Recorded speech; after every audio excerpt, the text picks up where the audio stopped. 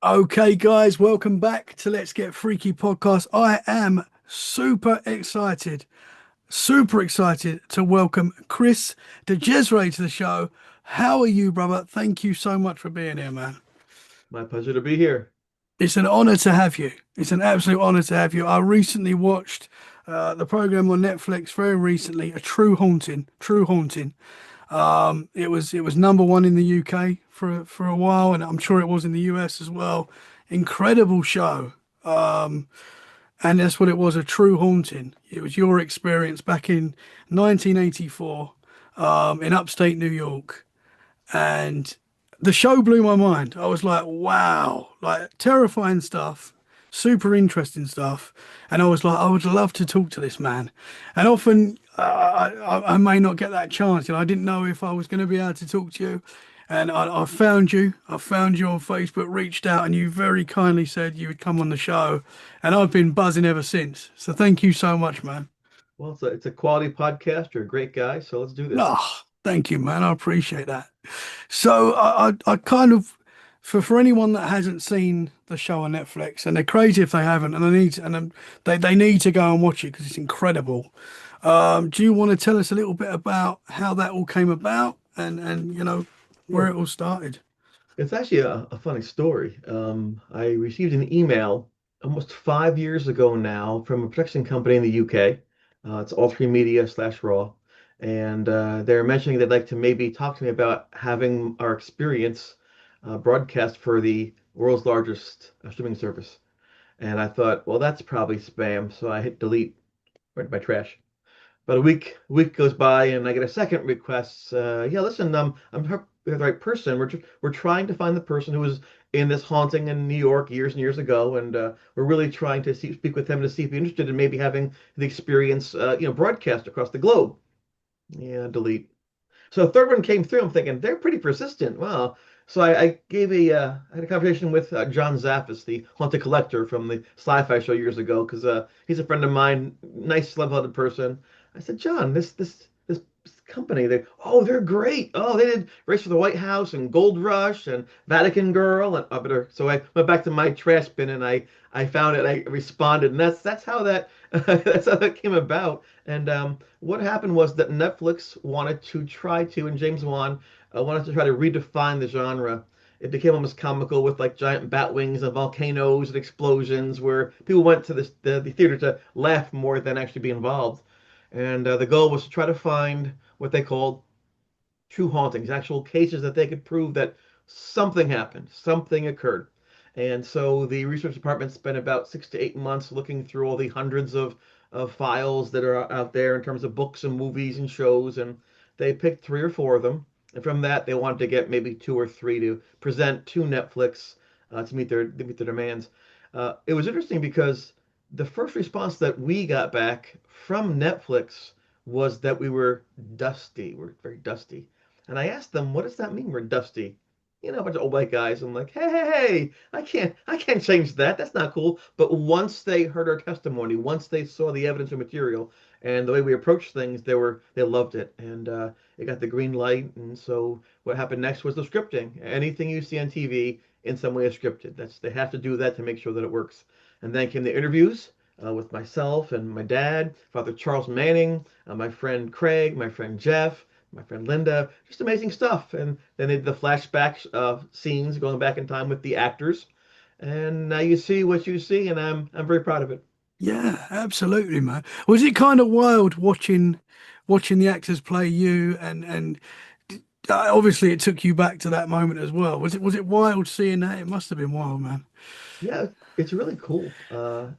If things go wrong, it's not cool. And if they go right, it's very cool. This is the way life works, right? And we had done some voiceover work about a year ago, and in that process, I could see some of what the rough cut is called. And the rough cut looked amazing. I was very proud of that. But to see the final product just was an amazing thing. The quality of the production, they really respected us as people, our experience. There is always some differences they're going to create just for the to make sure that the show runs smoothly and you change up locations. But they did a great job of recreating the feel of what went through. And the actors were tremendous. The gentleman who played me, Wyatt Dorian, he had not acted before. and he was the last person cast as Chris. And everyone else cast but Chris, and he applied for one of the other like lesser roles, and they said, "Hey, you know what? You kind of look like him. We can fix your hair up a little bit. Yeah, can you want to try this out?" And so he spent weeks watching my interviews and talking like me with the hand motions, the voice, and he went back. He was there for 3 hours and he nailed it. And very proud of him. Right now, actually, he's also in an Amazon show. This thing called The Boys. He's in the spinoff, which is called Gen V. So he got his big break being young Chris, and now he's off doing his thing. And so real proud of him. Wow, that's Nice guy, awesome, man. That's awesome, man. That, Canadian. yeah, it was awesome. Everyone was awesome in it, and it was great hearing your friends, your family talking about you. It's very clear that they love you, man. That came through on the show as Did well. something right, I guess. Yeah, massive love. I kind of got a Stranger Things, like a real life Stranger Things vibe from the show. That's how it felt. It was like watching a real Stranger Things, and it was like, Yeah. obviously it was the 80s, so it was that vibe. It's such a cool show. Obviously, it was cool, but you did go through something Yeah. terribly scary Yeah. for a young man to deal with. That must have been so difficult. We were teenagers. We were in college. We want to Yeah. meet people. You want to dance. You want to play sports. You want to eat food. Just want to live your life and maybe learn something when you're at college, you know. And it was crazy to have this happen.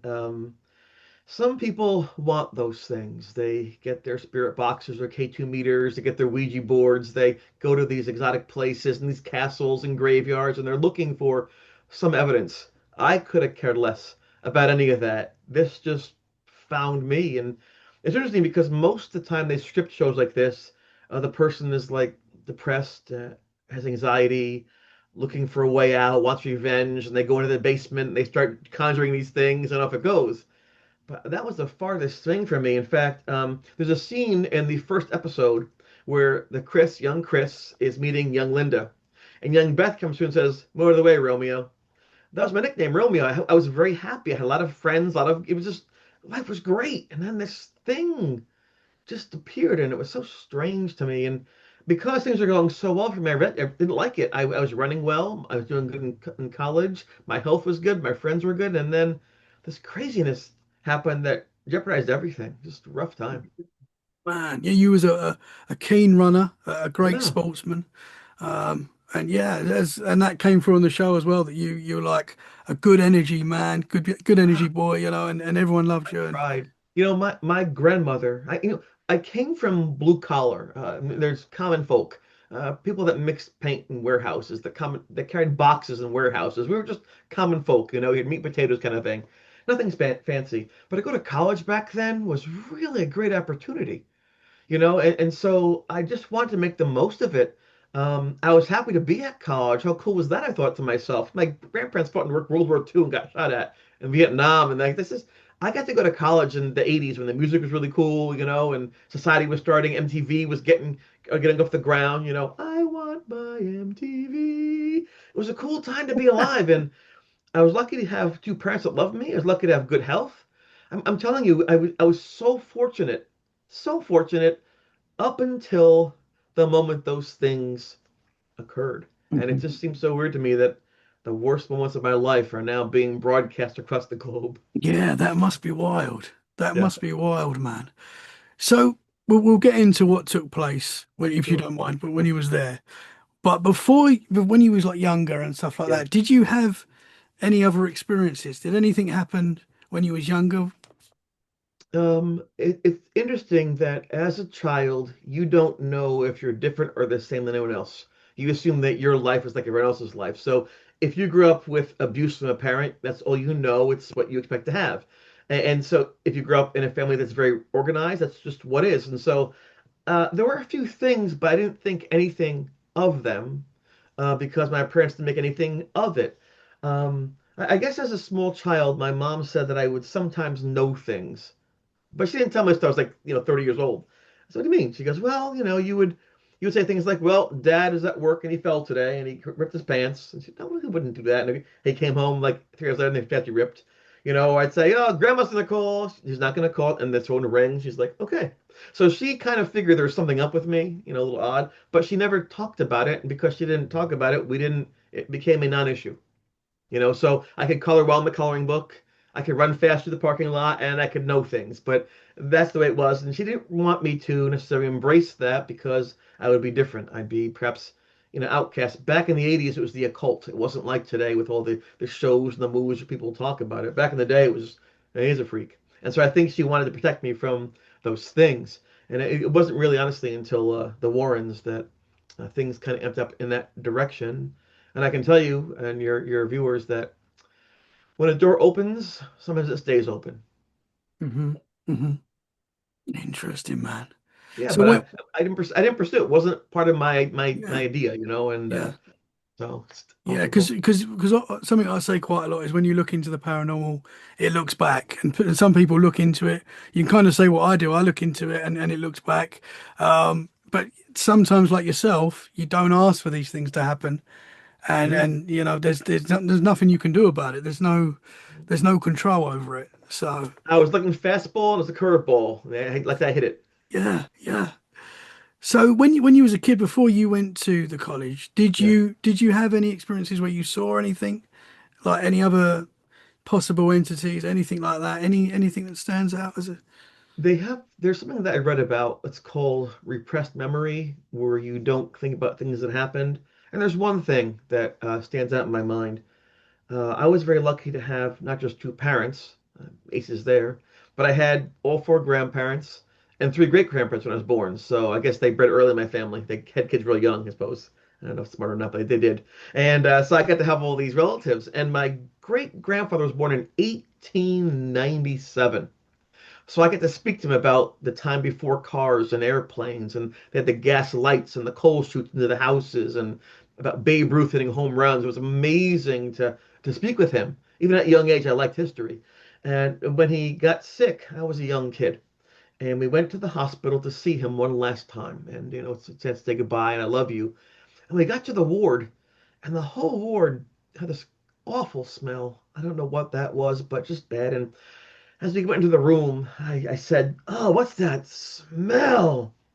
Little kid, and my dad's like, "Stop that!" And my grandpa looked sad, and then I guess sat in the hallway by the fire extinguisher, and I waited there while to say goodbye. I never say goodbye to him, and then the way back to my house in the car, I was crying. I thought, "Oh my gosh, I messed it up. I wanted to say goodbye, and I tell him I love him, but didn't get that opportunity. He passed away right after that, and 6 months later, I'm in my parents' yard. I'm hitting a baseball just it's springtime, like sports.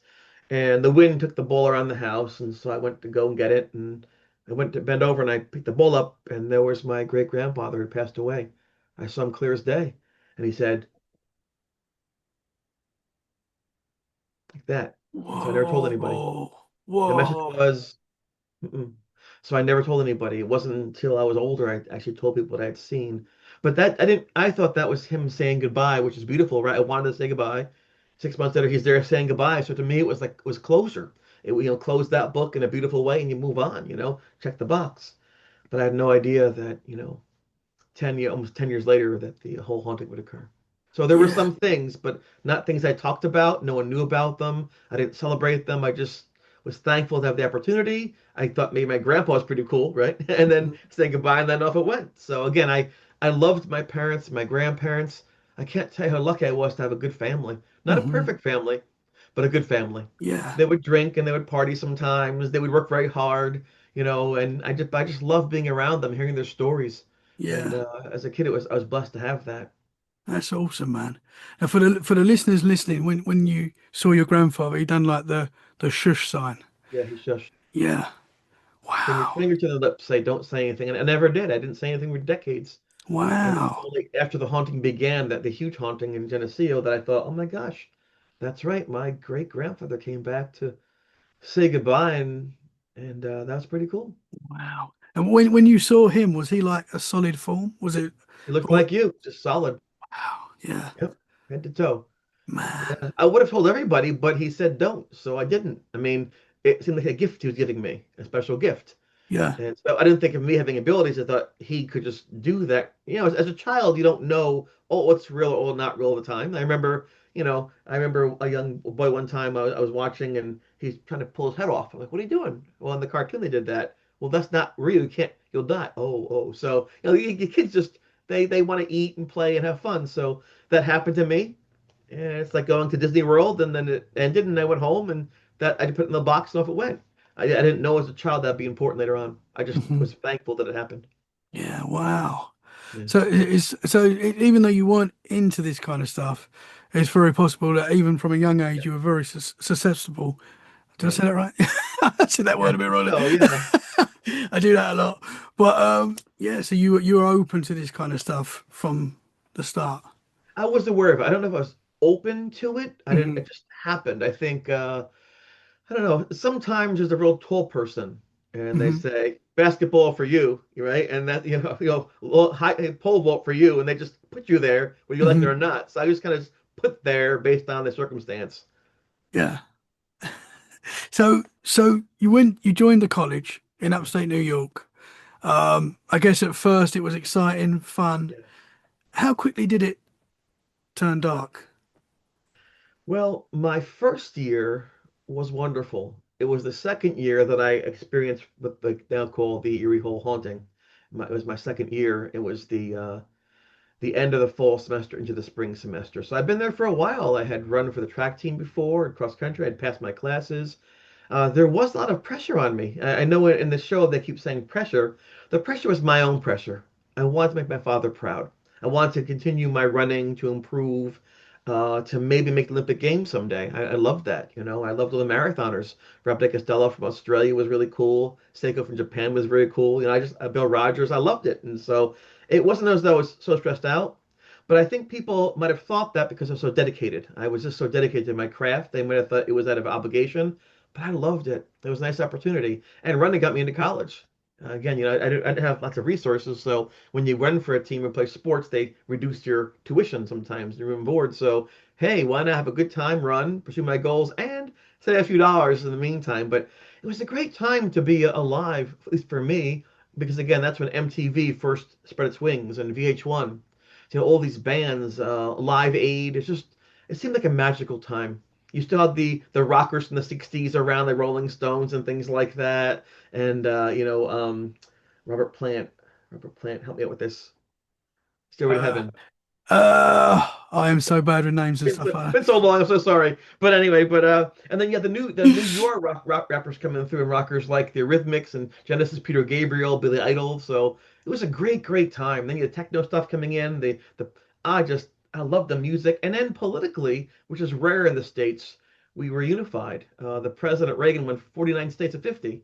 He almost won all 50 states. It was like a sweep. So it wasn't like today where you have in our states where there's like a polar opposites where people fighting each other and there's throats. So it was a great time. It really was a nice time. Yeah.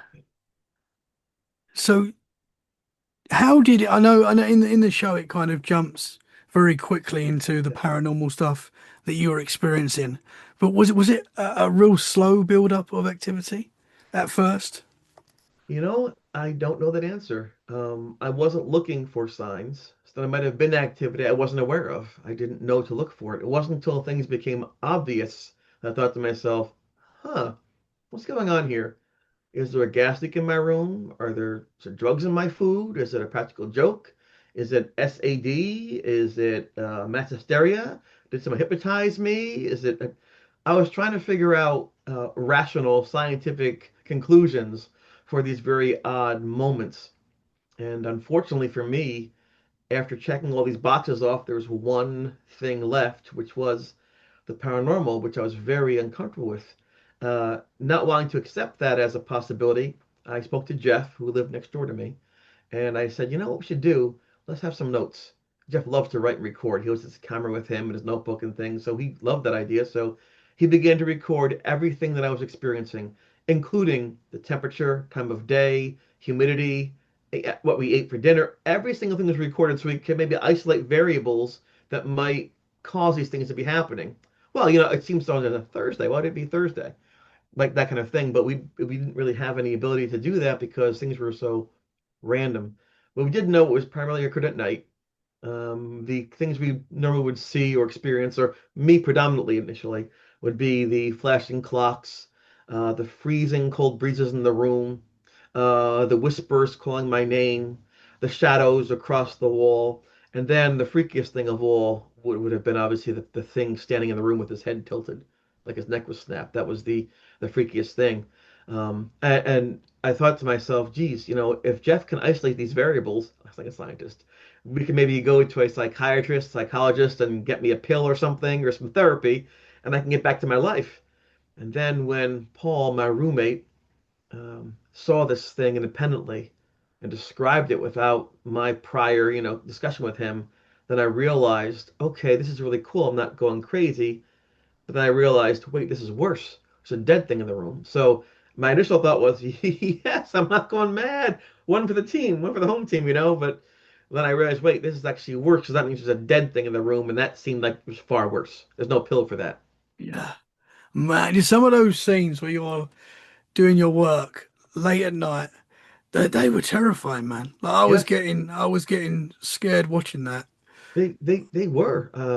I can't claim to be a brilliant person, and I can't claim to be a very brave person, but I tried to be smart. I tried to be brave.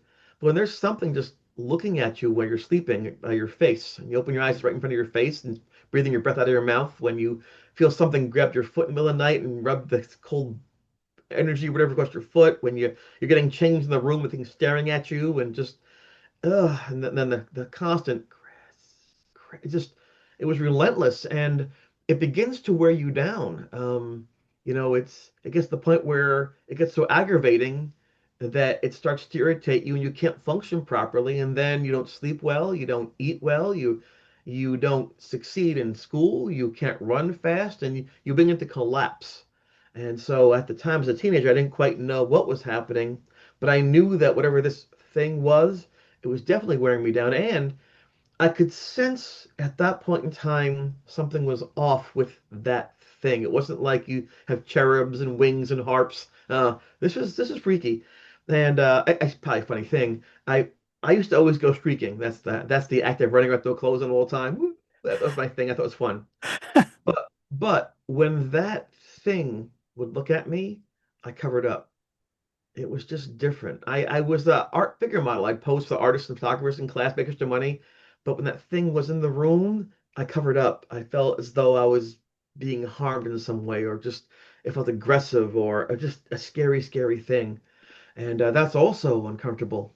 So just Mm. it changed being in my room. Your room should be where you're safe, where you go to sleep at night, where your stuff is, where you have your fun. And my room became, I don't want to say a prison, but just like a very dangerous place, which is why eventually Paul, who was agnostic, by the way, said we should go see a priest, and then we did. Mhm. How often would you see that entity? The first time I saw it, it's been 40 years. I'm pretty sure it was on February the 12th, between 9:30 at night. Paul had been seeing shadows over his head. It was blocking his light. He got upset, thought I was doing it. So he ran out of the room to watch some film. And then I closed the door behind me, and I got some candy out. The hot tamales are like cinnamon candies. I'm eating the cinnamon candies, and all of a sudden I see this person standing over my shoulder, which is impossible because the door is in front of me. It's a small college room. We're up 25 feet off the ground. It can't be. I turned, I looked, and there it was. After that point, I would see it 3 or 4 times a day. I would see it almost every single day. When Paul realized what was in the room, he would see it almost every day. It wasn't now and then. The activity occurred every single. Jeff, I think, had eventually 6 notebooks, 6 full notebooks of what was going on. And eventually Ed saw it. Jeff would see it. Beth, Linda, Brian. I mean, 12, 13 people by the time this thing was going full tilt in March were experiencing and seeing this thing. So that didn't make it Wow. any better if they were seeing it. It only made things worse because people were starting to freak out. That's where the whole Yeah. ghost boy label came from. That's when people began to involve themselves. And I tried to keep things tight, close to me, so no one knew, but that didn't work. And of course, when Jeff showed the pictures of the ghost and that we took, then of course that was the end of that. Yeah. Yeah. Wow, man. Did the teachers at the college, did they try and get involved? Did they try and help in any way? I was missing class. I don't want to embarrass myself, so I wouldn't go to class, so I wouldn't fall asleep or drool on the desk. I don't want to get serious. So I would just have my friends bring me back notes or take the tape recorders and tape the class for me, listen back to it, so I would not fail. Although that doesn't last for a long time. You can't do that very often. But that was my first plan, is do avoid the embarrassment looking like I was on drugs because I wasn't sleeping. And that's another thing too. My father said to me, "I can give you one thing, Chris. It's your name, DiCesare. It's clean. It's a good name. Wear it well. I don't want to be known as some kind of, a person who's out there shooting up or taking pills, or I don't want to do that." And the fact of the matter was, I never did. I've never smoked a cigarette my entire life. I've never smoked a pipe or a cigar. I never had any kind of marijuana. I never did any drugs. In fact, when the priest asked me, "Are you doing drugs?" I'm like, "What?" I said, "Do vitamins count?" He goes, "No, vitamins don't count." That was it. I was really squeaky clean. I'm like a square. And so but I wanted to, but I did that for a reason, to make my family proud of me and to stay on track for the Olympic Games. You can't have three masters. You have to focus on one thing to do it right, and then the rest. I didn't want to. Jeff was great. Jeff was the first person I met who was young, who could find value in the achievements of others. I was very competitive, but getting in first place and training properly and beating that person. He wasn't like that at all. He could take joy in anyone else's accomplishments. He was truly selfless, truly intelligent, wise beyond his years. So I was very lucky that when things started getting going, he was there by my side. Yeah, absolutely. Are you guys still friends to this Yes, day? I just saw him 2 days ago. He went up to the college on Halloween night, because the kids are reaching out to me because it's in foreign countries and they're living in the dorm in the room. So they reached out to me, and I Whoa. think it was TikTok or Instagram. They reached out to me, and I promised them I'd stop by under the radar, no cameras, and just go to the hall. So on Halloween night, my friend Jeff and I went to the college and to Eerie Hall. They let us in, and I spoke with the students. Hey, how are you doing? How are things going for you? The advice from me. We talked for a couple hours about everything from the haunting to life to hopes to fears. I want to let them know that I'm there for them. I wish that when I was in college, that happened for me. It didn't. So now they're in the whirlwind. I mean, their dorm room, their dorm is talked about across the entire globe, and they're Yeah. feeling the pressure. First they talk to us, all they want to speak about. So I want to make sure they're okay. And we were connected now. We took some pictures, we had conversations. So that was glorious. And then the following day, Saturday, we had a big watch party, a Netflix watch party for the town, the whole village. And it was great, standing room only. And we showed that. Afterwards, we had a Q&A with myself and Jeff and Linda and Craig and everyone, just to talk to folks. Then we went down uptown to the sub shop to get our sandwiches. They have a Ghost Boy special sandwich, hilarious. And then I did a book signing, glorious. But the best part of all that was being with my friends again after 40 years. Wow. Was that the first time you went back there? I had gone back there 10 years ago, 11 years ago, but this was special. Yeah. This is special. We're getting older, as you can tell.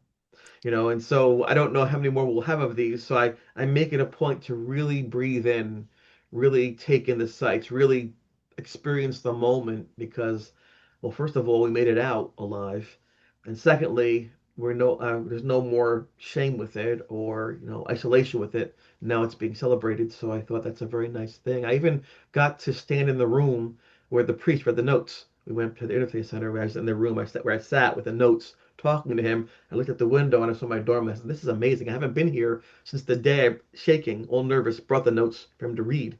And there I was back with all my friends at the same place. But now it wasn't hidden in myself. It was out across the this big blue marble.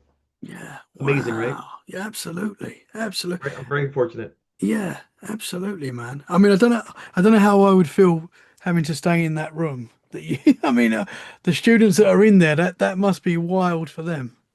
They seem to like it. I mentioned I was there a few years prior, and I'd been in the area, just walked up to the door, looked around. I kind of did the lurker thing and kind of stuck in, the door when the kids got in there, and I walked up to the suite. The way the dorm was that there were sections in a square building, and one suite had a few rooms, a bathroom, and a common area. So we were in the C building, C2, second floor, D quad, and I looked in the quad, and there was some kid doing homework. He said, "Oh my God, oh my." He jumped up. He's like, "The guy is here. The ghost boy is here." And then on the wall, they had a shrine. It was like there's candles, there's my picture drawn to the ghost.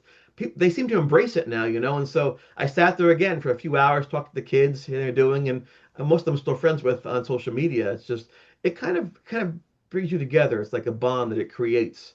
And that's nice because you want experiences to be positive and enduring. And if I can inspire young kids to question, to think, to survive, Why not, right? Hmm. Hmm. Yeah. Absolutely, man. Is the dorm, is it still haunted? Do any of the kids I have hope not. experiences? I haven't heard anything. I've asked a number of times. It looks like, knock on wood, I did my job well. Toward the end of that semester, I decided, with my friend's help, to stop everything, just make it go away. People were getting hurt. It wasn't working. So toward the end, I got a little bit brave. I talked to the dang thing and hopefully ended it. But I was scared. I had one more year of college to go. I was a 3-year student. And so my last year of college at Geneseo, I lived with Jeff across the entire campus, almost a mile away. I wouldn't look at the window in case it was in the window. I wouldn't go back to the dorm. I avoided it entirely.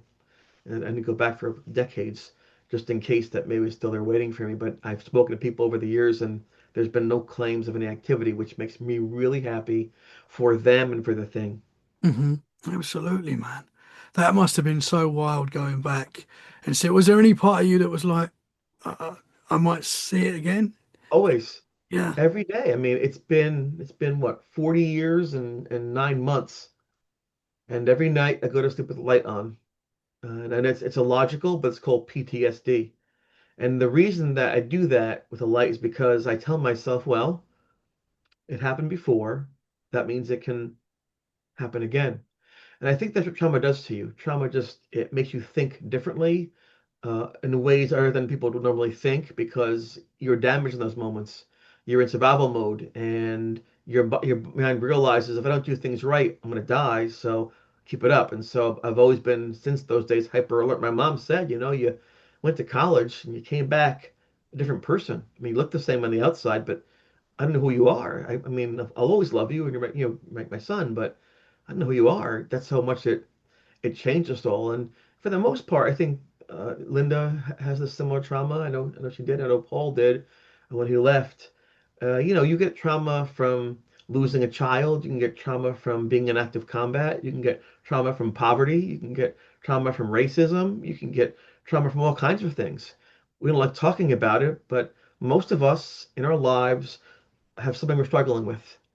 We can put it on Facebook if we want to, but it doesn't work out that well. Usually we keep it to ourselves or our friends.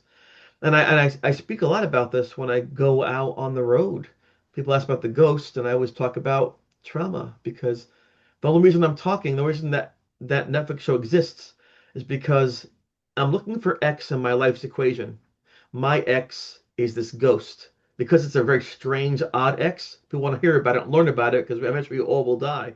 But your X is just as important to you as mine was. The only difference is it might be more common. And when you're trying to solve for X in your life equation, you might not like what you find in that moment of trauma. You may like yourself more, like yourself less. But it's okay to be honest with yourself. There's no perfect person, there's no worthless person. Hmm. And so my friends and I, as teenagers, learned very young who we were. And the coolest thing about that, as hard as it was, we agreed that we were okay as we were, which is a really nice Yeah. feeling. Yeah, man. That's awesome. That is awesome. There's a part in the documentary where you go and watch a talk from Ed and Lorraine Warren. Yes. And I mean, when I saw that and what you experienced, because obviously you hear the talk because you're Yeah. now fascinated by what's going on with you. You, Right. you you try and talk to them about it after, and you get this strange reaction, which must have been must have been terrifying, man. Can I talk about that? Yeah. All right. So I want to set the stage a little bit.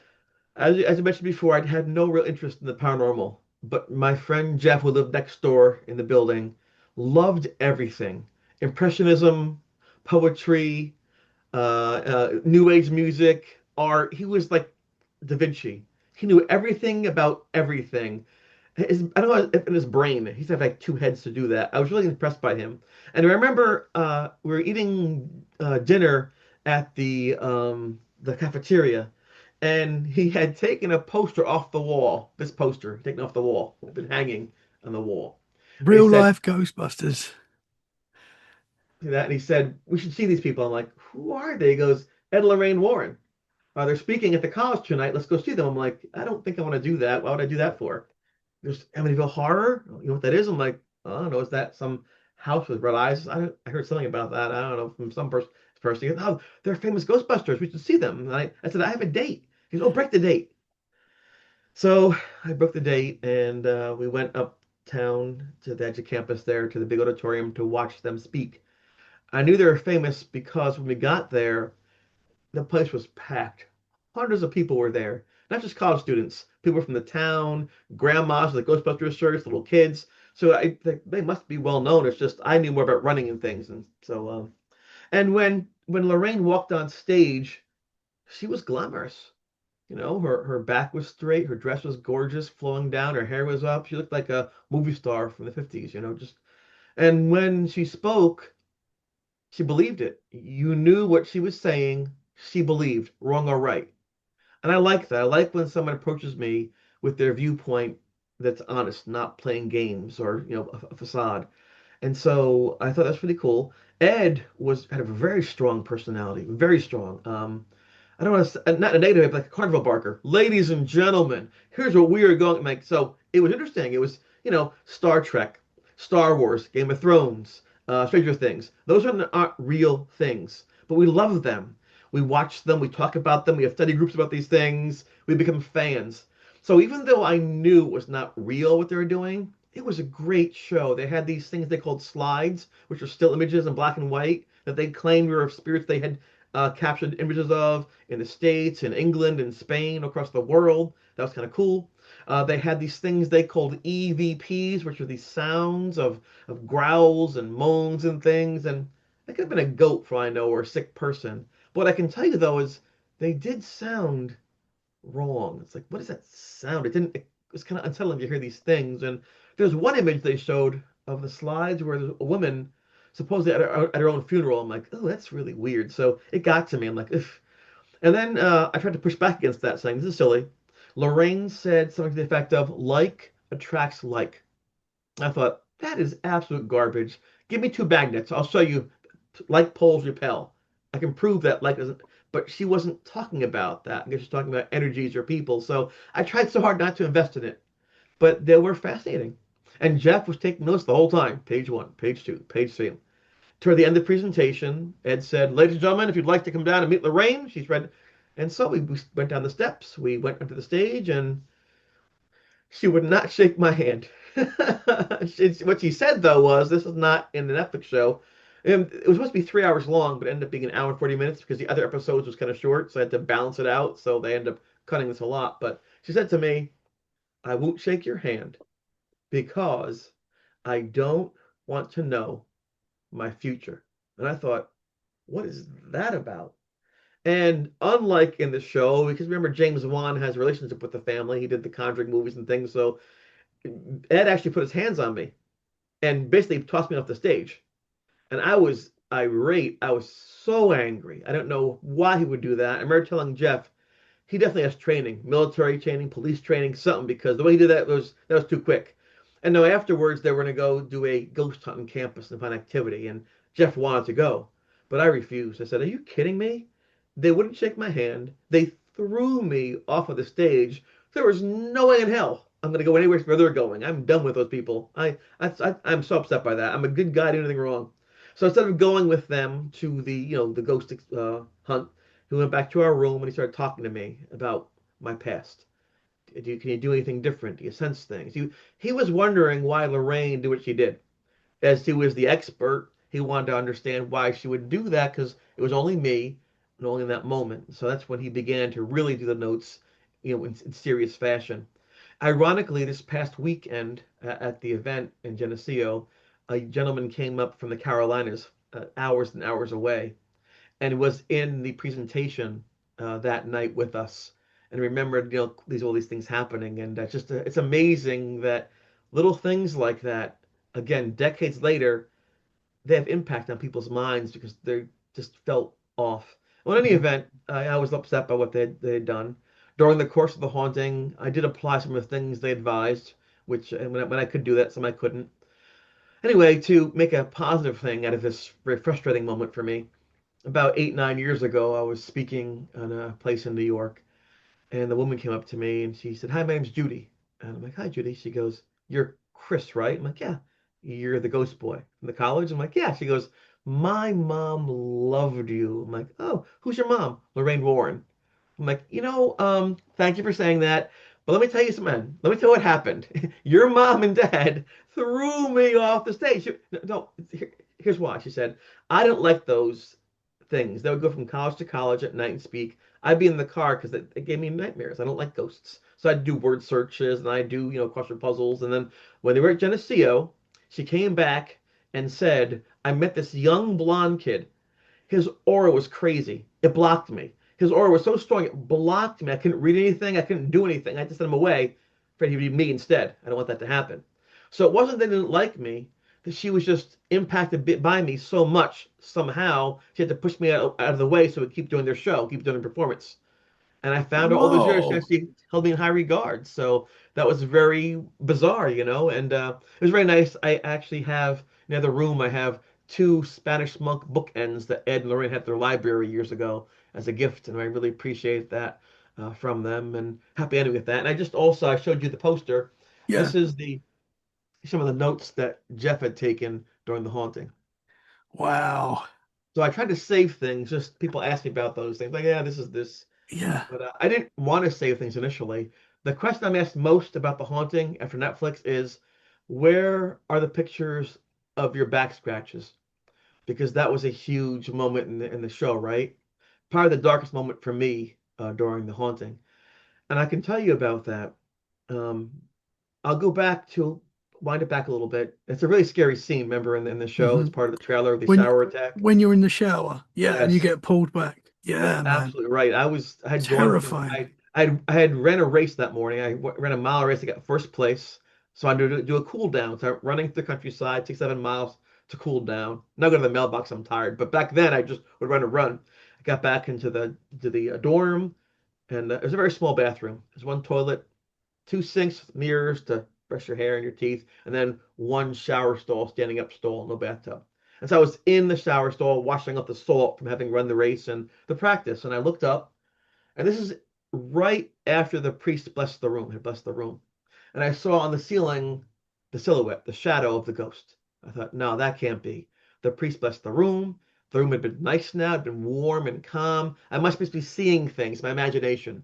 I never wanted to believe it at any point in time, but unfortunately it kept on happening, despite my best efforts to disbelieve. And then it began to move. So I went out into the bathroom. I remember it's slippery because my feet are wet. It's a tile floor. I must have found my butt, but I didn't. I managed to stay cool. And then I thought, wait a second. How can that shadow be on the ceiling? The light source is there. My shadow is by my feet, up my feet going across. There can't be a shadow. There's no light source. I'm like, oh crud. It's the ghost. The ghost is back. The ghost is here. What do I do? Think, think, think, Chris. I'll call the priest back. Let's do round two. They get the bathroom. But before I do that, the shower is still running. I'll turn the water off for the shower and get the heck out, right? So I go back in the shower. It's a nozzle, like a handle like this. I turn the water off.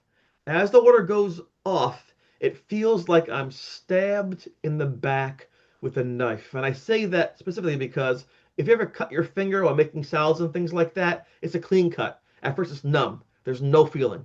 But in a few seconds, like with cold water, right? That's what happens. I'd done that before, so it felt like a clean cut.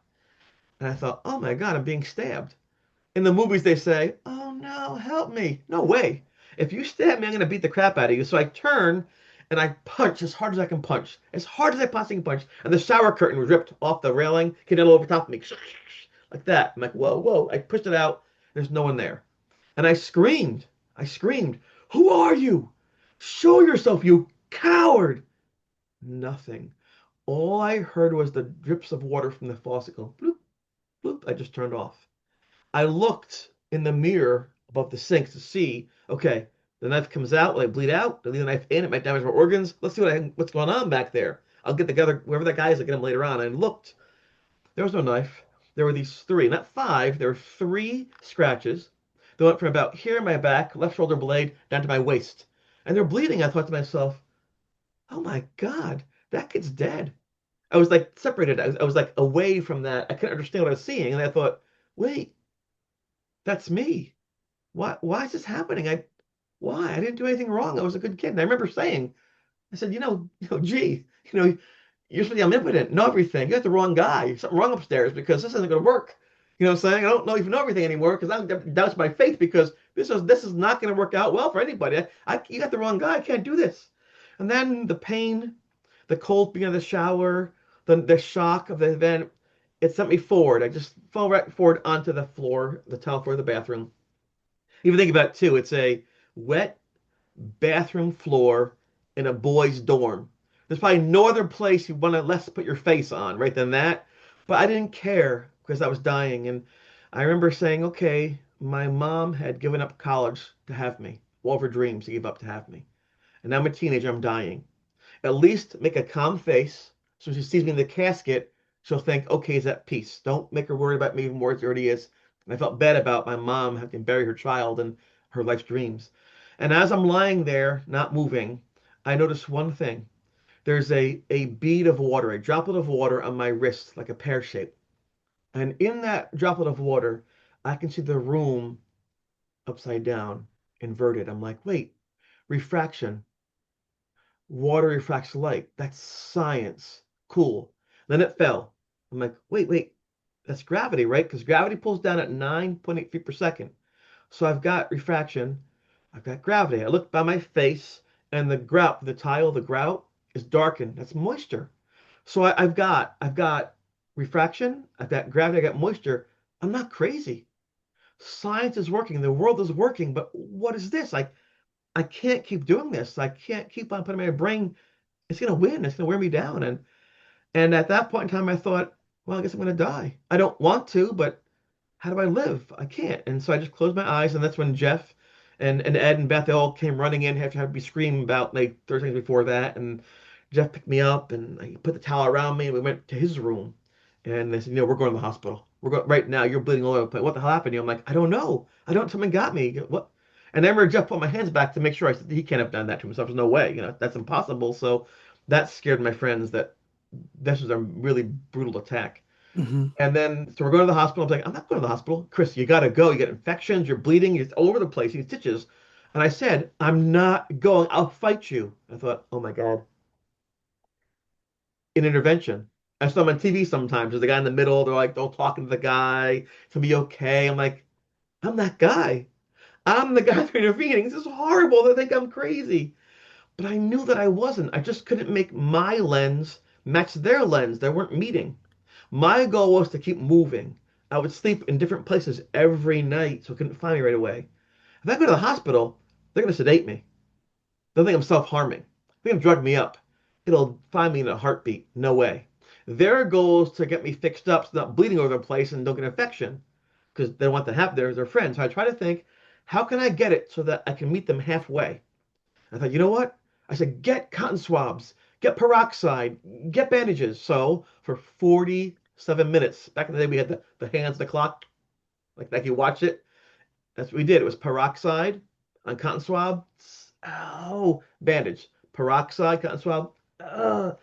I rather that horrible pain than go in the hospital and be sedated and the thing would find me again. So that was our compromise. But before we put the bandages on, Jeff said, I remember it clear as day.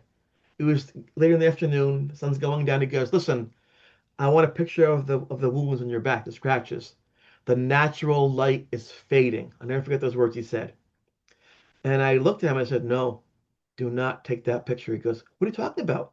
This is fascinating evidence. This is what you need to tell people." I'm like, "Jeff, if you are my friend, you won't take that picture." And he thought for a second. He began to argue then, "I'm your friend. Put the camera down." Because, Tom, I just needed a friend. Not being the ghost boy, not being a circus freak, not being some kind of creature. I just wanted for once to have a friend I could trust.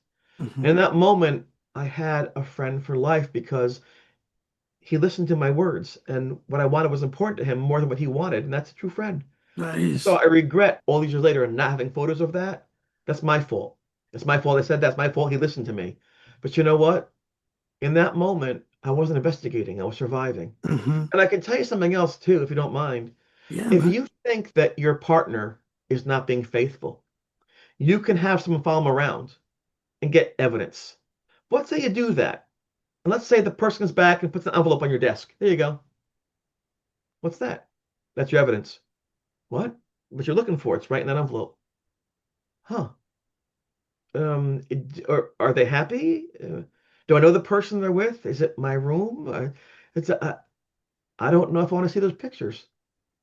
I don't know if I want to see those. I don't Hmm. know if I'll be able to work past that. So for me, it was the same thing. Every time I got proof, every photograph, every EVP, every note, every witness, the further I got pulled into my trauma. And so people sometimes think, no, that's just silly. Just get that. No. If you are truly in trauma and feeling alone, you need someone that you can trust around you at all costs. Hmm. So that's why it happened that way. That's why there's no photograph. That's why I didn't go to the hospital. That's how I tried to make my world match theirs. And I couldn't wear a shirt for a while because if you wore a shirt, it took the bandages off and that would hurt. The scabs off and it itch.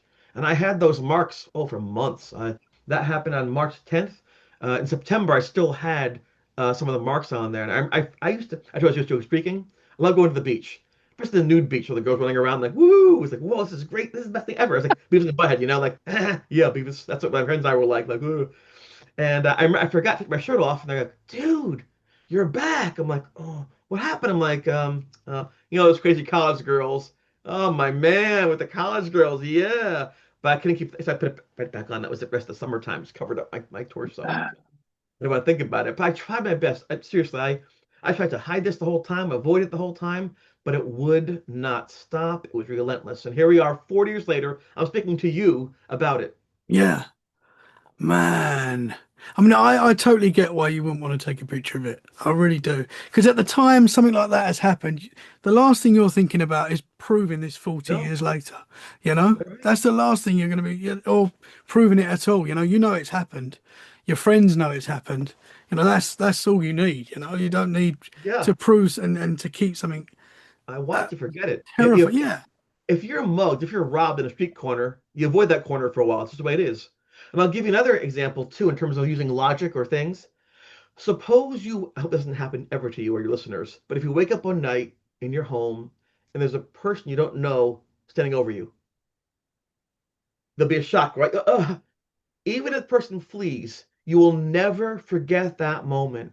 And every night you lock your doors twice, your windows twice, so that can't happen again. You can't risk being that exposed ever again. And maybe they can lock the person up, maybe they can find the person. It's a ghost. Hmm. They can't lock it up. They Yeah. can't stop it. They don't even believe it's happening. So add that trauma of being unsafe when you're sleeping, unsafe when you're thinking, working, doing anything, and then people can't believe it and you can't stop it. That was rough. I don't care how smart you are, how fast you run, or what you can lift. If you can't understand your environment, it's really hard to function in it. Absolutely, man. And this is not about me, but I've had that happen where I've Mm. woke up and there's been someone there.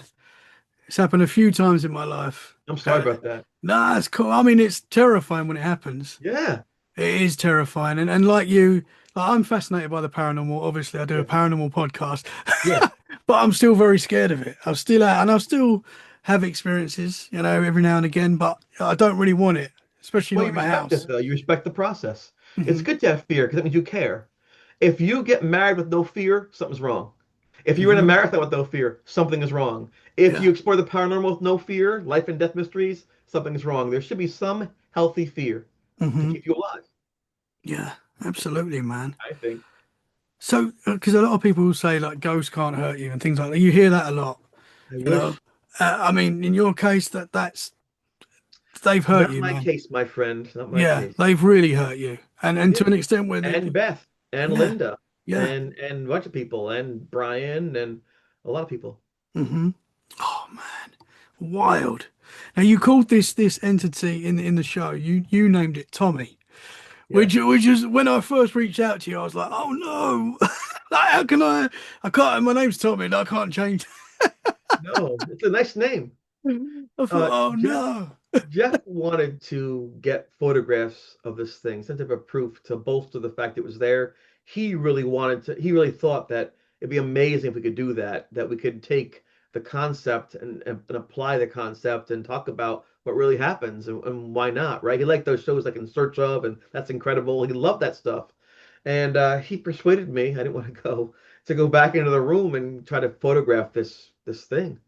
And I guess, if you're gonna talk to somebody, you need a name, right? Rather than hey you. So he said, well, let's call it. I said, well, how do you call it? He goes, well, he did. I got kneel on my knees and I had to put my hands out, and he'd seen it on some TV show. And he goes, okay, now call its name out. I'm like, I don't know its name. Well, pick a name, just pick one. I'm like, okay, Tommy.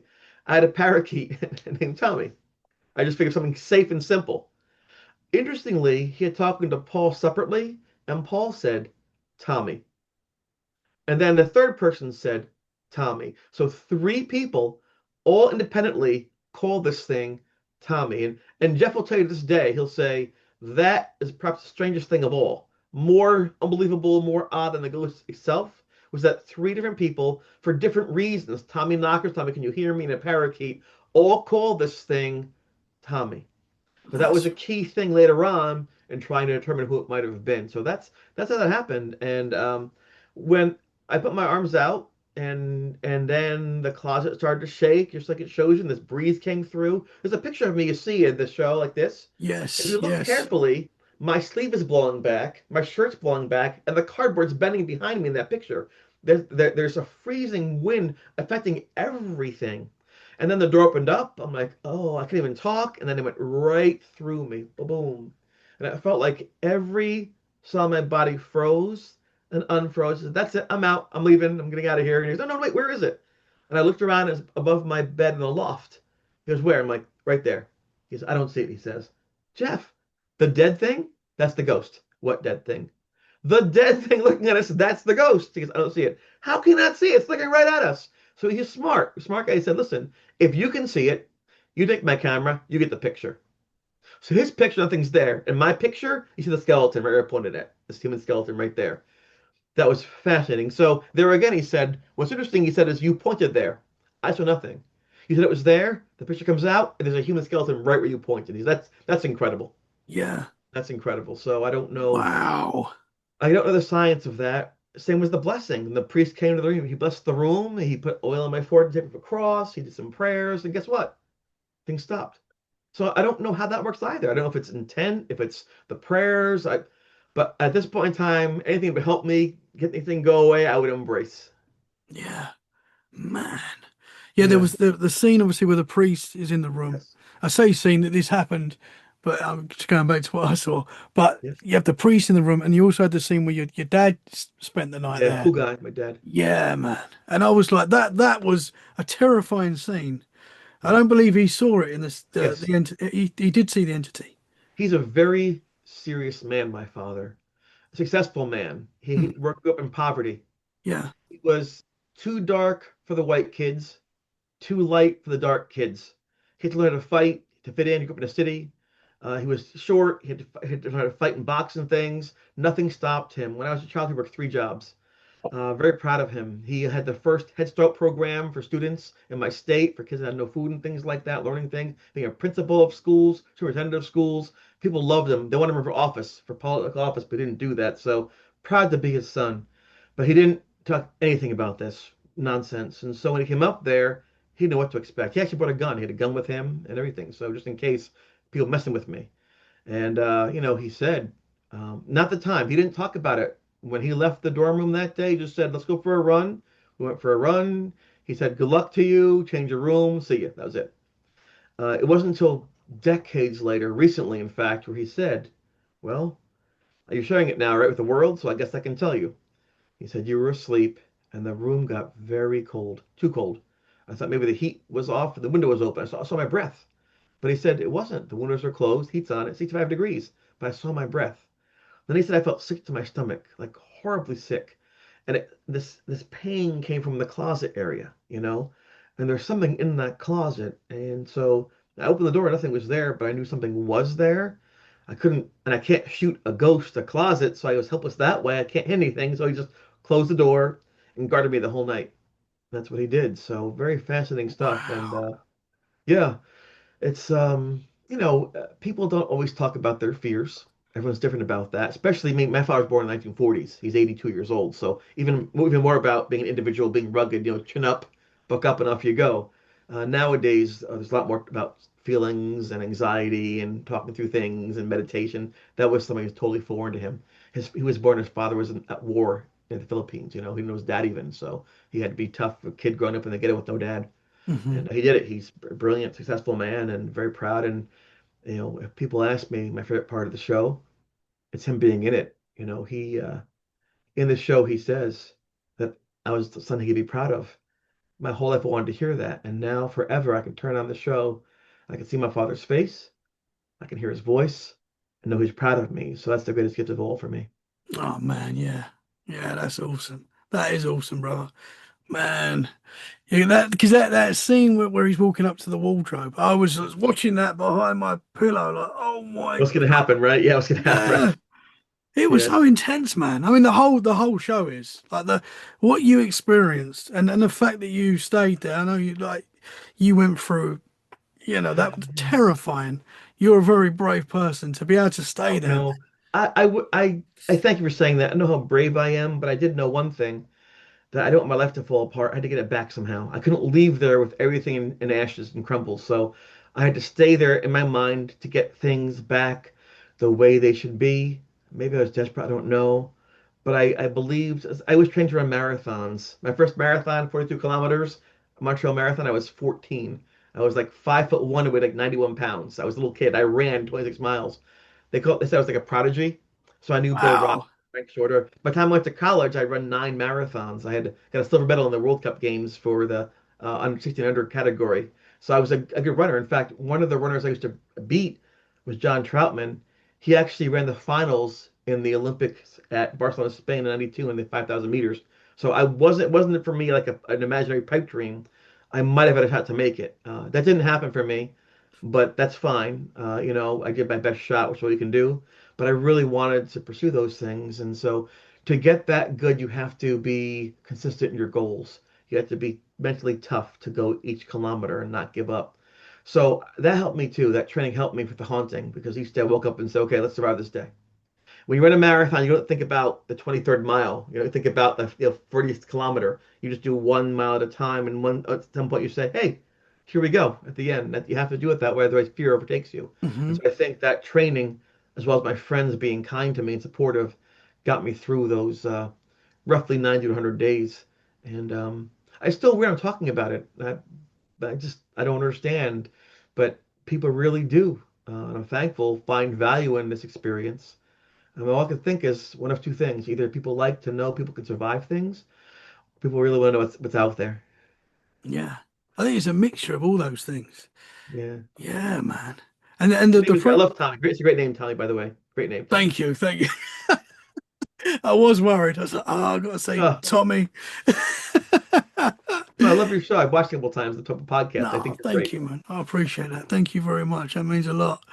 So you had this process where you were counting to get through a lot of these experiences, the 10, the one.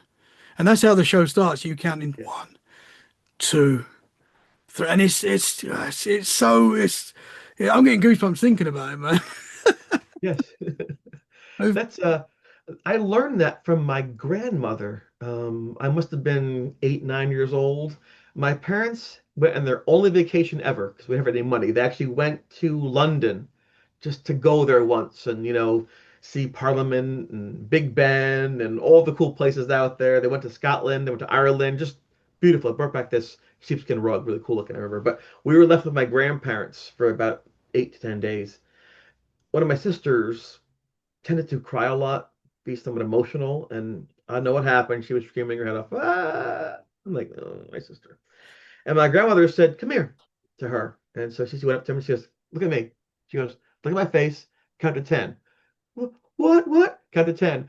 One, two. She got to 10. She was fine. I thought, this is like voodoo. What just happened there? And my grandma said, when you count to 10, it puts space between you and the problem. You realize it's not that bad. I'm like, that is like magic. That is like wisdom. And so I tried it. And then before examinations in school, before big races, I would just one, two. And it relaxed me. And I started thinking about that. Yeah, if you're playing basketball, it's always the same hoop, it's always the same height, it's always the same ball. In practice, you're like swish, In the game, it's like clunk airball because you get nervous, you tighten up. So the counting to 10 kept your body relaxed so that you could perform as you're supposed to perform in any manner. My dad always said, a surgeon can't panic, an airline pilot can't panic, you shouldn't panic. I'm like, cool. So I used the 1 to 10 method, and we did voiceovers for that because they wanted to get it just right. They wanted to start the show that way. They wanted to have it in the middle and maybe toward the end. That was their theme going throughout. I thought it was pretty cool. So it's Yeah, it's now cool. that when it came out on October 7th, it was midnight for LA, Los Angeles. I'm in New York, so it's 3 a.m. So I set my alarm clock. I woke up 3 o'clock in the morning, got my back over my head. It's like I'm half awake, like one eye's closed, and the first thing I see that boom, like that's cool.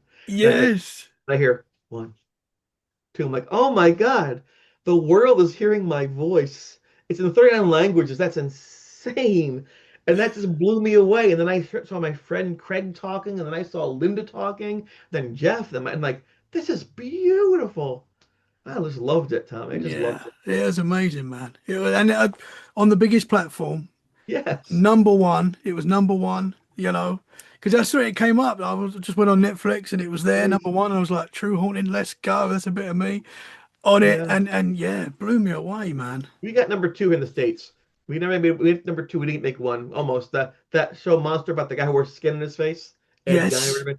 We couldn't knock him off here, so we, Oh, we almost got one and stopped back. But some countries won, some two. But globally, we yeah. were in the top five for a long time, which was very nice. I think we had all of us had 5.2 million viewers in the first like 6 days. Which is kind of Wow. nice, right? Because you really Yeah. can't buy that kind of advertising, and Yeah, that's for the most part, it's wild. been well received. I'm thankful for that. So Ed Gein, sorry, mother. I had to do that. Yeah, I know. My gosh, he blocked me. Sorry, mother. Yes. No, your show's better, man. It was so good. Good So, show, though. and Man, good show. It's just. So I yeah, was happy. yeah, They said to us, if it makes top 10, that's a success. Meet top 10 Netflix. And when I saw it like five, four, three, I'm like, oh my God. The whole, yeah. I'm telling you, I'm an old dude, but I was so happy because the better it does, the more the people who made this production can celebrate. Better for their careers, better for their futures, better for my friends and I. People will talk about these things. We can share messages of hope and positivity. So, Mhm. Tommy, I am so psyched by it. I don't regret doing it. I was worried at first because they can make you a fool. If I know 5,000 people, that's pretty good. They know who I am. If 5 million people see this, that's who I am. Yeah, If they want to destroy my personality, my life is over. So you're always taking a risk with that because they can make you a fool. They didn't make us a fool. They honored us, which I'm very thankful for. yeah, yeah. I know you come across very well. A Oh, thanks, very Tom. loved, great person. That's how you come across, and you are. So it's Oh, it's thank you. fantastic, man. Everyone needs to go and watch it. Uh, I've got to get to. So you called the entity Tommy, Yes, and then at the end you found out there was the grave near the school with the name Thomas, Thomas Boyd, that's right. and that was the entity, you believe? When we were during the haunting at the college, I thought it might have been some teenage kid, 'cause, like young, who maybe had pressure from suicide or something like that in the college. I didn't know. I don't want to know. I didn't want to know anything about it because the more I knew about it, it might hook on to me. I don't want to relate to it anyway. It's kind of like when you're in grade school and then some person gives you a note. Do you like me? Yes, circle one. I'm like, oh no, right? That's what it was like, but much scarier. And so I didn't want to know. And it wasn't until 2013. See, they compressed things to the end a lot because it was going to be 3 hours, and also I cut it in half, so I had to push things forward. So we didn't find out about the identity not in college until 27 years later. That's when we found out about it. But I ran by the tree where this Thomas Boyd was killed all the time. One of the things that was a clincher for us is that when I spoke to this the last time, this is not in the show, they had to abbreviate things. Jeff had said to me, if you ever talk to it, ask questions of it. If you get brave enough to do that, instead of running and throwing things at it, which I always did, and that moment I was brave and I asked, where are you from? And he gave a one-word response, Danville. That's what I told Jeff put in the notes. And I asked him why he was there. He said, so much pain and made mistake. So he said, Dansville, when I asked where he was from, and when I asked why you are here, trying to understand, he said, So much pain made mistake. That's what it said. And so those things were recorded back in the April of 85. When my family was doing some genealogy, my mom was doing genealogy, said, oh, there were some soldiers that fought in your area. In fact, one of my relatives going way back, the Hubleys, were in that area. That's cool, Mom. Thanks. Come back a couple days later. Ah, yeah, they found some guy's body on the ground. What? Yeah, what? Yeah, his name was Thomas something. I'm like, what? Yeah, he was put in a tree, hung from a tree or something like that. I'm thinking, wait. And then, wait. So then Penn State University got involved, Penn State, and employed there. And sure enough, they verified that my ancestors in 1779 found Thomas Boyd's body and buried him because he left out for the animals to eat. And Thomas Boyd was from living in Danville, Pennsylvania. So when you combine those things, in my mind, there was no doubt who it was or why it was. The death that he suffered was so horrible. And then there's the family connection. So there's not in my mind who it was. I just feel bad that it had to happen the way that it did, and Wow. yeah, it's rough. In fact, usually I saw this thing, Tommy, as a man wearing some old clothes, but leather. I couldn't recognize the style of these things. But on a couple occasions, he would appear with nothing on and with all these gashes. His fingers would be bleeding, his ear would be cut off, his stomach opened up, like down his intestines dangling down by his thighs. I thought, this thing's evil. This thing is disgusting. It's like the devil trying to make me throw up, trying to control my mind and destroy me. It wasn't. It turns out it was showing me who he was. But as a teenager with no background in that area history, I was just foolish not to understand that. So I don't claim to be a hero. I'm not brave. But I'll tell you one thing. I did the best I could do. I gave it my God's honest best through the whole thing. And because I had good friends around me, because I refused to give up, and because I think I wanted to help it in the end, I think that worked. Wow. Yeah. Yeah. So do you think that's why this entity was attracted to you, especially because you are Well, possibly I related? think if we look back at my childhood with some of the things that I knew and see my grandpa and things, clearly there was some kind of innate ability, whatever that is, who knows what that is. And then the Warren Symposium opened my mind up to say maybe there are more things I thought about, and that was another add-on to that. I ran by the tree he was killed at without knowing it almost every day. I ran by that tree all the time. And the weird thing is, I think I told you that when he looked at me, it felt quite sexual, but very possessive. I felt like it was wrong, like he wanted to possess or own me or control me or be in me in some way. If you think about it, he was killed because he didn't escape the Native Americans. Some people did. He didn't run fast enough. If he could be in my legs, if he could have my body, he would live. I think he was confused of what was going on, if he was alive or dead. I think he saw in me the chance to go back and fix things, to make things right. And Interesting. so that for me kind of checks the box of why he would look that way. Like he has to have my body, he has to grab hold of me and be in me. When you're a kid, it seems very sexual. Like that's gross, you Hmm. know. But I really think it's more than that. I think it wasn't a possession to hurt me, but he wanted to use my body and get in there to run, and this time be fast enough not to get killed and tortured and left for dead on the ground. So, but again, those are things that I discovered decades later, and I always caution people don't have a theory. Look for facts to fit the theory. Look at the facts and see where they take you. Because sometimes your own personality, your own lens can give you a false positive. You really don't want that. You're going to be credible. Once you lose credibility, it's gone.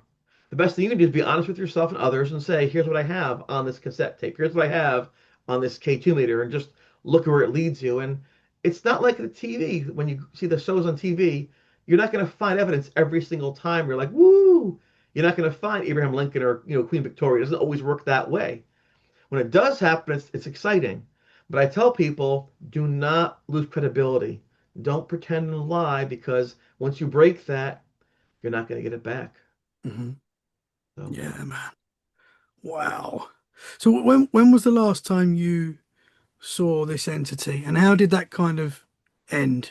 yeah, the last time I saw it was on April 17th into the 18th, so night and day. I had this horrible dream like I always had with the cave and the forest and the trees and the death, and the running, and I woke up all full of sweat. Paul's long gone by then. Jeff had gone to visit his parents. I was by myself in that dang room.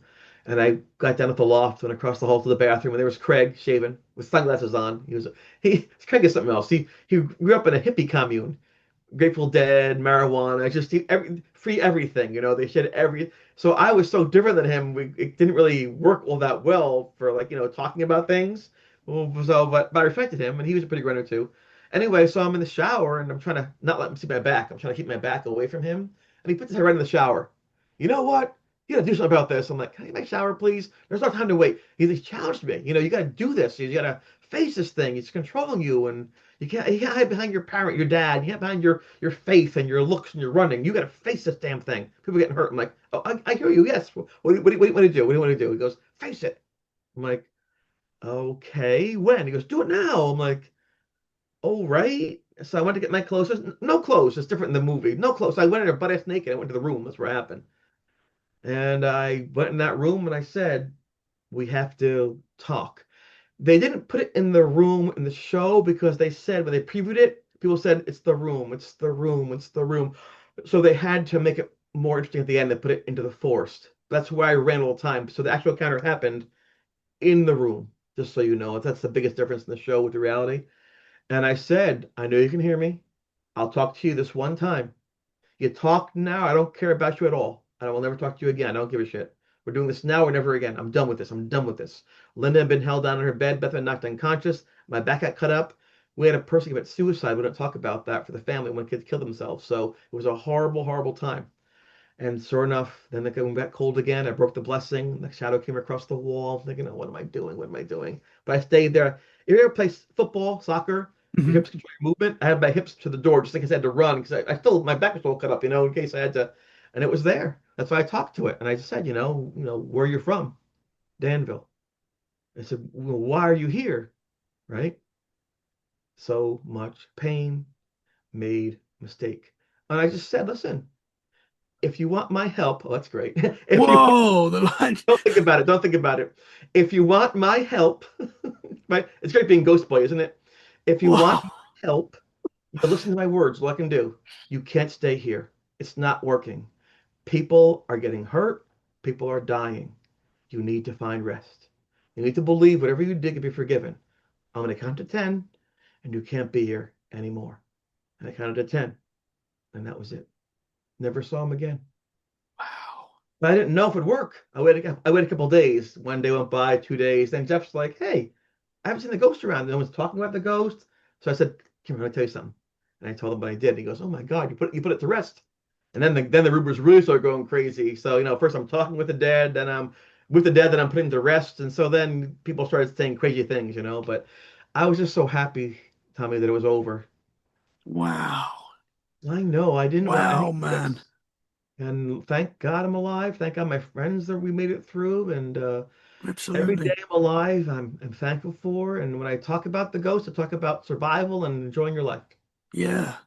Wow. That was weird that the light dipped then. As you Yeah. saw. Yeah. Wow. Man. Welcome to my world. Won't you come on in? Wow, man. I'm so What used to an it. incredible, terrifying, but incredible. And I'm so, a lot of people are so happy that you shared it because, as you say, it's going to help people. The people that are going through this are going to be able to know that you've got through it. I hope And so. yeah. Hope it helps. A lot of people out there who don't want to say things, and even if they just watch friendship in action. Hmm. Initially, they were going to do like a standard kind of thing with like the haunted house kind of thing, and then they saw my friends that interact. They thought, these are good people. This is like friendship. This is like the movie Stand By Me. Dun, dun, dun, dun. They're looking for the body, but it's about them learning about life on the way. So they try to make it where each person has life experiences. Jeff with the man dying in his paper route, Linda with her little girls, the lightning strike. They really made us human beings coming together with different backgrounds, different traumas, and working together as a team through love and friendship to survive. So I know it sounds odd. It's a horror movie, it's a haunting movie, but really at its core, it isn't. It's about people. And to me, that's actually more important. Yeah, man. And that came through as well. Like the Yeah. love you guys had for each other. I How you appreciate how that. you all spoke about each other like throughout the show. It just showed that. It Yeah, we're like cemented this that. today. We're like It this. is. Yeah, no, I see that. I see that. Man, I've got to ask. So once that final experience happened, and you carried on living life, I mean, I guess you're never going to be able to go back fully to normal once you've experienced stuff like that. But did you have any other experiences? Yeah, I try to never have it happen again. But as I mentioned, being at the show, once that door is open, it just kind of stays there months after. Months after, we had gone to vacation in the beach area of Virginia. Hmm. And there had been a meeting just before that of Margaret Thatcher, Ronald Reagan, Helmut Kohl, all the G8 had met in that spot. So my mom said, "Look at a picture of you by where they met, this whole historic building, you know." So I sat, I think this, point my mom, cheese. And as I stood there, I heard these grandfather clocks ring 3 times. Boom, boom, boom. It was 11 o'clock in the morning, made no sense. Then I heard some women screaming. I was like, "Ah." Ran right past me like she's on fire. I'm like, huh? So the picture, I'm like this, right? So my mom takes the picture, sends it away. We didn't have cell phones back in the day. It comes back a few weeks later. She goes, "Oh my God, look at this. There are these floating clocks by your head. They say 3 o'clock. There's a woman running by with her hair on fire, and like a misty woman." I'm like, "I told you." No one ever believed, right? And so then, of course, that picture, like the skeleton picture, starts all over again. People talking about me. I don't want to see it anymore. So it never ended. I just now try to put my some space between myself and other events. I do speak at conventions, but I don't go on the ghost hunts. I stay where I am in my chair.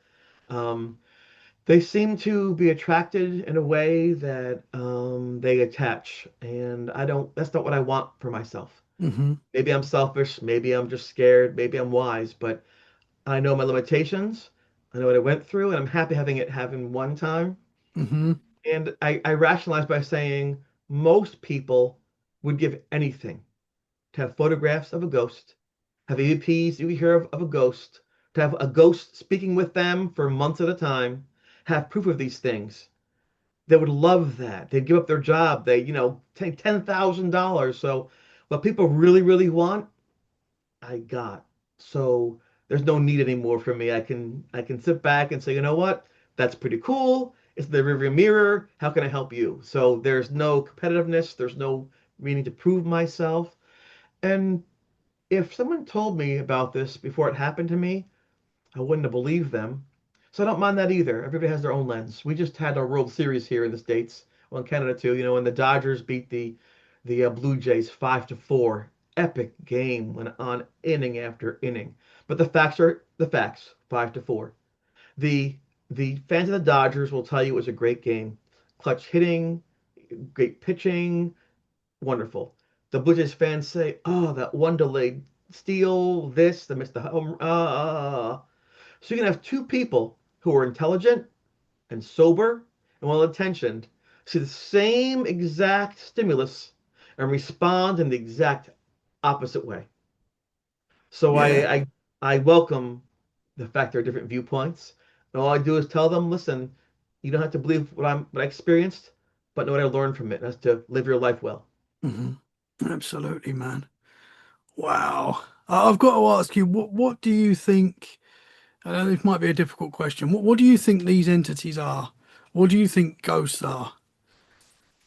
Well, I can speak to my experience only. What I saw, I would classify as a lost soul. In other words, the energy and memory of a human being who was dead, who maybe didn't know it but was dead, that was looking for some kind of answer, some kind of peace, some kind of uh, final permanency. And I think that is on one hand good because if my experience is a indication of what happens, that means a part of you, of each person, lives beyond physical death. That to me is kind of a cool concept that we're not gone forever. Many people think, well, energy doesn't, get destroyed, it just reappears. You're recycled 15, 16 times in reincarnation, and that could be too. But I'm sad about that because then everything you learned is like unlearned. Everything you loved is gone. So to me, the idea of reincarnation is the most horrible thing because it's eternal, eternal suffering. There's no end ever. And I kind of like the idea if what my experience told me can happen again, that a part of you, even if in pain, is retained. So the beauty of your life, the happiness in your life, the amazing moments and people in your life still in some way exist beyond yourself, to me it's beautiful. But I can tell you on the flip side, I have no faith because faith demands that you believe without seeing. But I've seen with my own eyes and heard my own ears and life after death. So I don't have faith because I don't need it. And that scares the crap out of me. I don't know what that means for me spiritually, but that is a fact. And things like this you don't think about until you go through something like that. And, most religions teach you, most spirit teaches you to be kind, to heal, to forgive, to love. But there are wars. My grandfather had to fight and kill to not be killed. Was he a bad man? Does that make him bad because he killed? Does he go to hell now, even if he's a good person, because he was told to do that to survive? And there are some areas of gray that I'm not sure that are so easy to answer. Hmm. And a lot of people think they have every single answer, but life has taught me that answers are earned over time. And you need to experience life and not just assume you know everything, because if you meet your end with no clear understanding, that might be traumatizing in itself. I didn't see cherubs. I didn't see harps. I didn't see clouds. I didn't see little kid angels. Nothing like that. In fact, it seemed to me that whatever this thing was, wherever it was, where it was purgatory or hell or heaven or whatever there is, it seemed like an extension of what where he was. And I thought that was compelling as well. Again, I'm not advising your listeners to say these are the facts. This is my experience Hmm. as best I know it. And maybe those experiences will be helpful to someone, and maybe it'll be applied to more than just my situation. But yeah, I don't know exactly how to process that to this day. But again, all you can do is look at your own actions. And Tom, I really did try hard. I did my best to be kind, to be honest, to be a good person. And like I said, I hope that's enough. Yeah, absolutely, man. Well, even after everything you went through, which is terrifying, you are a great person, and Oh, thanks. you've given a. I've absolutely loved talking to you tonight. Thank you. So Same. thank you so much, and thank you. It's been Same, my amazing, pleasure. man. It's quite surreal, Thanks. actually, because watching the show to now, it's quite surreal, but it's amazing. I want to tell you a secret. Just because you're a cool person and I really respect you, I don't do most podcasts. A call comes in, goes to my publisher. He says what's going on, and I watch the podcast. I love your podcast. Oh, I love your kindness. I love your search for answers. I love your open-mindedness. I love everything about what you do, even your opening. So I just oh want to tell man, you that I'm here on your podcast because of you, and I really enjoy knowing you. So thank you for the opportunity. man, massive love. Thank you very much, brother. That means a lot. You're gonna make me cry. Yeah. Well, that's all right. Well, that's nowadays. I appreciate it, man. Thank you very much. That means so much. Thank you. Brother, it's been an absolute pleasure. Thanks. Can you tell the listeners where they can find you? Or if there's anything Sure. that if they can reach out to you in any way or I'm usually here in this room, like a little yeah. PS5 over there, and things my scary mask. So no, but seriously, I have a Facebook page. It's just my name, Chris DiCesare. I think it says Eero Ghost Boy. I've got an Instagram. I've got an X. I've got a Twitter. I know how to use a Twitter. I'm on Reddit, but they're brutal over there.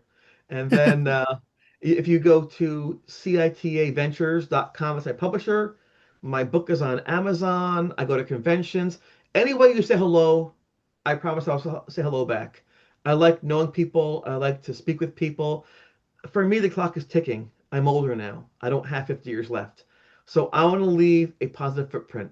The more I can do now before I go to make people's lives better, to help inspire people and make them happy, I'm going to do it. So when my time comes to go to sleep one last time, I can tell myself I did a good job. Awesome, man.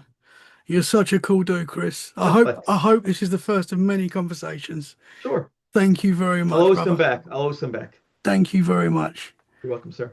Guys, thank you so much for listening. I hope you've enjoyed this episode. If you have, share it where you can. That is a great way to support the podcast. And we'll be back very soon for more freaky conversations. In the meantime, stay safe and keep it freaky. Bye for now. Thank you very much, sir. Thank you.